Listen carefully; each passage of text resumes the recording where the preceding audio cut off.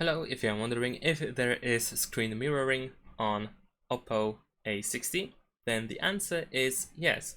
And all we need to do in order to find it is we need to go to the settings, then we can open connection and sharing, and over here we have screencast. If we go over here, we have the option to search for display devices. Of course, we need to turn on these features, the quick connect and ONET, so let's turn this on. And then we need to agree and continue. Allow access. There we go. Once again.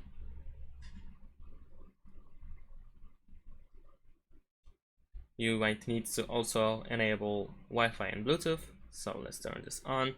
And now we are searching for display devices. Once we detect something, we can select it to try to connect to the TV, let's say. And that's it.